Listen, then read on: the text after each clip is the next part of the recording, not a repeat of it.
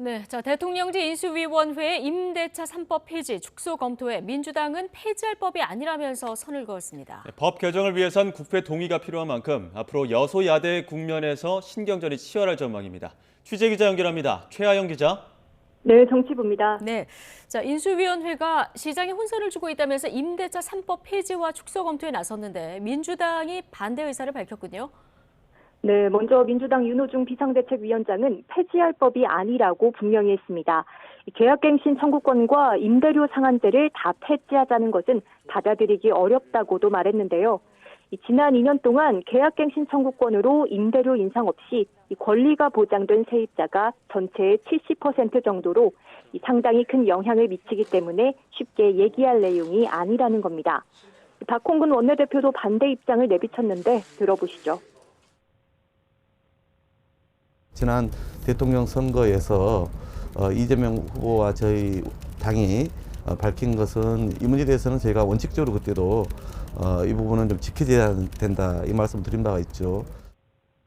다만 올해 하반기 계약 기간이 새롭게 갱신되는 상황에서 이 현장에서 어떤 문제가 발생할지 더 면밀하게 살펴보겠다고 덧붙였습니다. 이 법 개정이 필요한 임대차 3법 손질에 다수당인 민주당이 반대를 분명히 한 만큼 향후 여소야대 국면에서 진통이 불가피해 보입니다. 네, 이런 가운데 잠시 뒤에는 민주당 박홍근 원내대표, 국민의힘 김기현 원내대표를 예방하죠.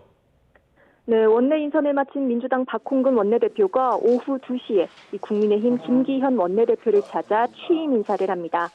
박홍근 원내대표 취임 뒤 여야 원내 사령탑이 공식적으로 만나는 건 이번이 처음인데요.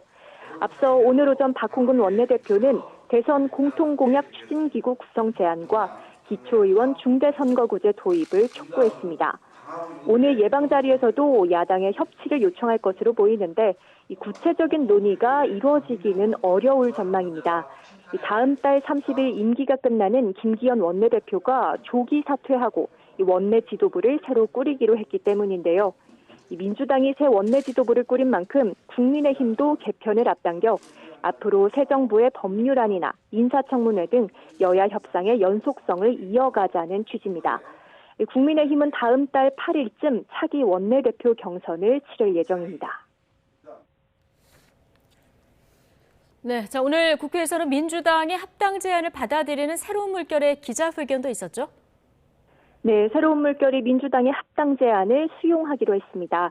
이 새로운 물결 김동연 대표는 민주당 윤호중 비대위원장이 제안한 정치교체를 위한 정치개혁 추진기구 구성과 합당 제안을 받아들인다고 밝혔습니다. 새로운 물결은 정치교체 완수에 무거운 책임감을 느끼며 민주당과 함께 혁신의 길을 가려 합니다. 특히 이번 합당 결정은 김 대표의 경기지사 출마 가능성이 높은 상황에서 이루어진 건데요.